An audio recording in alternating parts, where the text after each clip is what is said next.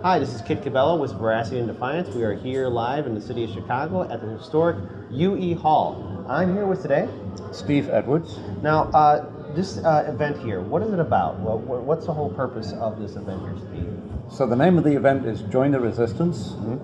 We're Socialist Alternative, and we've worked with and launched other groups. The Movement for Bernie, which you might have heard of. We launched the two biggest unofficial marches for Bernie here in Chicago in January and February of earlier this year. We're socialists.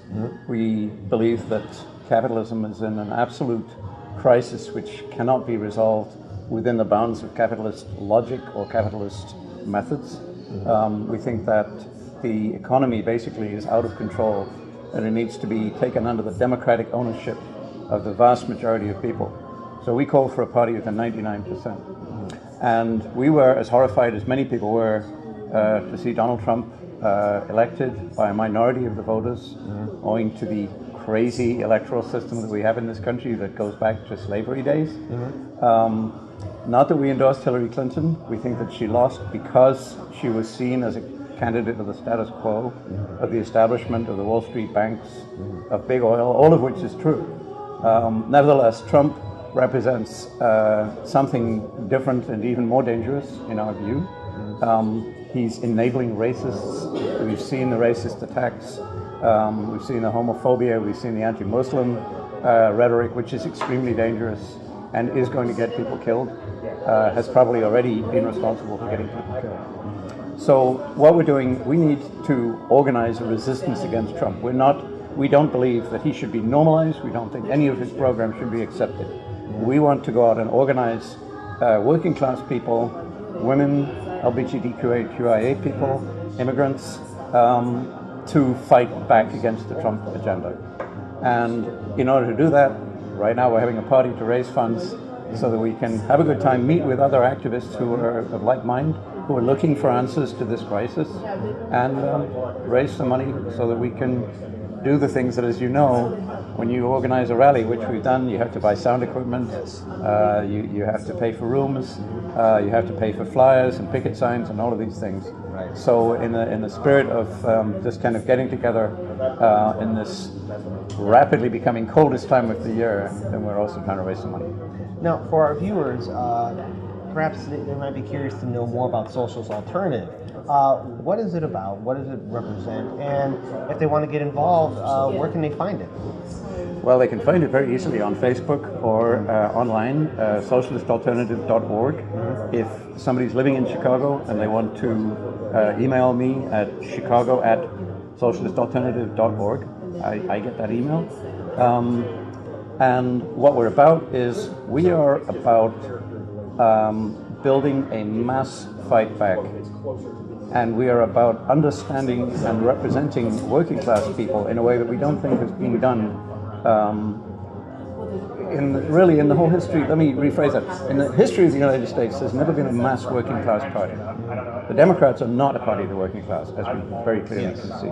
In fact, originally there was a party of the slaveholders and of the Tammany Hall in New York, and of the the genocidal Andrew Jackson. And so we think that the best way to empower people is to use all of the systems that are available to us to get our message out. So with that in mind, we've contested elections. We've run candidates several times for city office, and in 2013 we were successful in getting a woman called Shama Sawant. That's K-S-H-A-M-A, the K is silent, Sawant, S-A-W-A-N-T. She was elected as a council member in the city of Seattle in 2013 against all the odds. I think about 95,000 people voted for somebody who had the word socialist under her name. Also, she's an immigrant woman of color with an unpronounceable name, as I just indicated. And she beat out an establishment Democrat who was a longtime incumbent on the city of Seattle City Council, had originally been a Green Party activist, and had morphed into being the developer's best friend on the city council, or one of the 2 or 3 best friends of the developers on the city council. So we beat him. His name is Richard Conlon. He retired from office, and Shama has now been in office for 2 and a bit years. She just actually 3 years, excuse me. She won re-election again last November in 2015. Sorry, Quite all right. been busy. Quite all right. She won re-election this, yes, that I'm right. Last year in 2015, and I worked on her campaign. I had just recently retired from my job. I took a month off, stayed with a friend, campaigned with Shama every day. And the 3 main demands that we made were for a $15 minimum wage, for rent control to make Seattle affordable. This is a huge problem with gentrification in Seattle, as we see in big cities in America. It seems like you're either in the Rust Belt or you're being gentrified. There's not much in between. And the other demand was to tax the millionaires, of whom there are a lot in the Seattle area, to raise money for schools and social services and transportation. So we won that election, and within months, we had built a new organization called 15 Now that fought for a $15 minimum wage, and we were able to force through the city council passing a $15 minimum wage law in Seattle, the first major city in the U.S. to have such a law. The law that they passed was not everything that we wanted it to be. It brought in $15 in phases, but it's still, I think, one of the best minimum wage laws in the country, and it was the first. And we think it was the first because we had a socialist who, by the way, only accepts the average wage of a Seattle resident. So her official salary from the city of Seattle, I think, is about $120,000. And the average wage of a Seattleite, believe it or not, is $40,000. It's a lot higher than the rest of the country. She accepts $40,000, and she donates the balance to social causes, to social movements. And we also think that is an example for other people that aspire. We've seen some good candidates come forward aspiring to represent working class people. We think one of the tests of a workers' representative is that they accept the same living standard as a working class person. And so based on these ideas, we've been able to build a powerful organization in Seattle that is now calling the shots on many of the, it's really pushing the agenda in Seattle, even though she's only one council member out of 9. On slumlords, we actually, we brought street heat to a particular slumlord. I think his name was Carl Hagelin. And we managed to bring in, even though rent control is theoretically illegal under Washington state law, what we brought in was a law that if there are code violations, the rent cannot be raised. And we found this, it's not very hard to find landlords who habitually raise the rent even though they're scofflaws, basically, they're just flouting the law. And the poster child for this, if you like, is this gentleman called Carl Hagelin. And it's now known unofficially as the Carl Hagelin Law. We got that passed. We presented it in a way that the rest of the city council basically were forced to agree to vote this law through.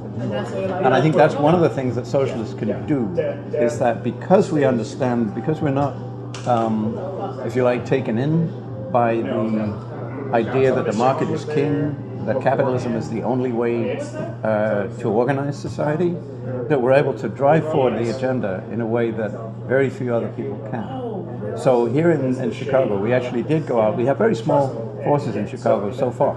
But when the $15 minimum wage was being discussed here, we went to every single hearing. There were 5 public hearings. We fought as hard as we could for a $15 law to be adopted here. In the end, Rahm Emanuel, this was before his disgrace a little over a year ago when the Laquan McDonald video was released, he was able to connive and finagle the city council into passing a lesser law for only a $13 minimum wage. Even that is clearly a step forward from the situation that we had, where there was no city-specific minimum wage, where the statewide law, which is not good, even if you live in Carbondale or Centralia, but you can't live on $8.25 an hour in Chicago. That's true. That's crazy. So, you know, in these ways, by getting engaged, involved in struggles, and when it makes sense for us to actually step forward and lead struggles, we think that we're actually playing a significant role in developing a fighting left wing for working class Americans to be able to see a way out of the morass of indebtedness, of low pay, of healthcare you just can't afford, of housing you can't afford, of all of the myriad problems that face Americans today. And of course, not least are other battles like Black Lives Matter. Darletta and I went down to Ferguson within about a week and a half of the murder of Mike Brown by that cop Darren Wilson a couple of years ago. So, you know, we strongly believe that we have to engage in all of the struggles of working class and marginalized and depressed peoples against this utterly rotten system. Now, it's clear that many Americans are angry with the two-party establishment, feel that Republicans and Democrats will never represent them. They only cater to Wall Street, the banks, and corporations. So there's a clear movement that's growing to break the two-party system and go to independent parties. Take, for example, the Green Party and the Libertarian Party. Is this a chance for Socialist Alternative to build a movement as well and become and set up a third party, a socialist party nationwide? Are you guys doing the groundwork? And in 2018, locally, will this organization get involved with any Chicago or Illinois politics? That's a very fair question. Just so you know, after Bernie Sanders endorsed Hillary Clinton, we thought that was a terrible mistake, and I think that's been borne out. Yes. We actually launched an online petition that got over 125,000 signatures calling on Bernie to run as an independent.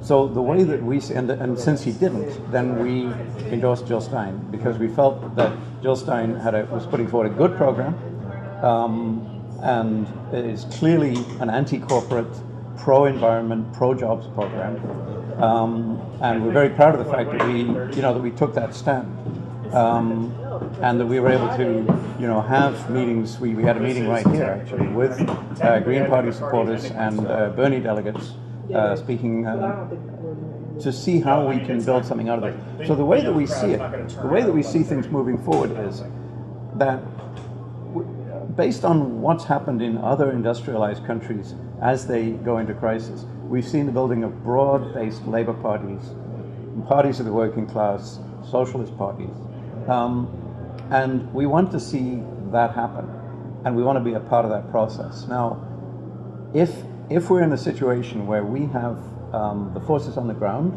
put forward a credible candidacy as we did in Seattle, we'll do that. But we don't really see that we're not saying we're it. We're not holding ourselves out to be the solution. We think that we have actually the best ideas, but we're not trying to say that in order to fight for an end to corporate rule that you have to automatically join Socialist Alternative, although we hope that people will. Right. But we're interested in building broader movements because we think that historically that is the way that these things develop. So in other words, a large coalition movement consisting of people who want a fair wage, to have the social services provide them whenever they're sick or their family needs help. That's basically what you're trying to say. You're building a large coalition of like-minded individuals and groups working together for a greater goal. Is that correct? Well, I think I wouldn't necessarily call it a coalition because that sort of implies a certain specific kind of arrangement. But we're actually willing to work in coalitions or in united fronts or whatever it takes to put forward a broad movement of the oppressed against capitalism. So, we think that in some places, like in the state of Georgia, for example, the Green Party has put together a significant organization. I think if I lived in Georgia, I would want to be working with that group. That's not the case everywhere. So in different states and different localities, it's going to be different. In Seattle, we are the opposition. We are the second party in Seattle at this point. Chicago is a much bigger city, but I think if we're able to build our forces sufficiently, then I could see that we might put forward a candidate for city council, a year and a half from now. All right. Final question. Something we're thinking about. All right. Final question then. Corporate media constantly puts down third parties, specifically how they treated Dr. Jill Stein, and to an extent even Gary Johnson of the Libertarian Party. And even when Bernie Sanders was the challenger against Hillary Clinton, they were calling them socialists and basically giving the name socialism a bad name. What do you want to say to our viewers who've been told by corporate media, or perhaps maybe heard snippets from corporate media indicating that third parties are pointless and that even going to a socialist party is pointless? What do you want to say to our viewers about the concerns the corporate media says about socialism and third parties? Well, I think that's two different questions. Yeah. I think that Bernie Sanders' campaign actually demonstrates that it is possible to raise money without relying on any corporate money. Right. That's one of the indicators that we would say that points to the possibility of a third party. I think the argument against the third party is sort of a circular argument, isn't it? Right. It's the corporations who own and control this two-party racket that they have going. Okay. Telling people there's nothing you can do. The real message, actually, of the corporations, I think, is resistance is futile. Wasn't there an element in Star Trek called the Borg? Yes, there Resistance was. is futile. That's the message, right? Resistance is futile. Just don't even bother. You can't fight City Hall. There's nothing you can do. And the way they set up the system, I think, has a lot of people kind of confused about that. The fact that everything is first past the post, the way that the Electoral College... I mean, the two-party system has actually been built into the laws of the United States in what I think is a very corrupt way. I always think it's very strange. When you go into a primary, there's a lot of rhetoric about how people don't want the government involved in their affairs. But if you go and vote in a party primary, you're telling a government agent, you're telling the election judge, who is on that day is a government agent, which party you're going to vote for. I always find that very strange. We think that a mass party actually needs to have an independent structure that is not dependent on the rigged primary system. Right. So we're not talking about something that just kind of appears every election. We want to build a fighting party that will actually be there every time working class people are under attack. We want to have the forces that when the sheriff's police try to evict somebody because they can't afford to pay the rent, right, we'll be there to stop that eviction. And that's been done. There are historical precedents for that. There are historical precedents for the building of a socialist party in the United States, but it's been a while. I would say, as far as the idea that socialism is just not acceptable, no, I think Bernie's candidacy completely blew that out of the water. People want to know what's the content of your ideas. The S word doesn't frighten people the way it used to. Right. In fact, there are plenty of polls out there that show that people under 35, the majority lean towards socialism rather than capitalism. So that I don't see as an obstacle. The real obstacle is how do we build a structure that will have accountable representatives. People want to know, for example, if we go to all the work of getting somebody elected, are they still going to be accountable to us, or are they just going to be greeted at the door of the Senate or the House by some old hand who says, welcome, this is how we do things around here, and get sucked into the system. So I think a very important part of this is not, we're not about to run somebody for president tomorrow, right? There's a reason for running people for president, which I don't think I need to go into. The Green Party, I think, has laid that out quite well. But we want to build local structures. We want to have something where every week or every month there's a party meeting that people can go to learn about the struggles that are going on, get involved. And then when it comes to election time, people will already know who we are. And when we go knocking door to door, they'll be like, oh, you're the people that fought against so-and-so getting thrown out of their house. You're the people that were leading the rally against police brutality. So it's a new kind of development. I don't think that you can get any. I don't think we can get any useful ideas from the way that the Democrats and Republicans run things, because they never were grassroots organizations at any time. They're electoral machines that are essentially owned and run by people who are already in office or aspire to be, their successors, and he who pays the piper pays the tune. They dance to the tune of the big corporations, the multi-millionaire, the billionaire donors. We're talking about a completely different structure. And as we build that structure, we're going to see the laws that limit third-party activities challenged and pushed back, just like the civil rights movement challenged and pushed back the laws that prevented black people from voting. Just like the labor movement broke the law when it was necessary to prove that people, working class people, have the right to have unions, to be represented, to have a decent standard of living. All right. Well, thank you very much for your time. And I'll be watching at home. Please follow at Veracity In Defiance on all our social links. And we're going to still be reporting live here at the UE Hall. And again, thank you for inviting us. Thanks very much. All right, peace. Here.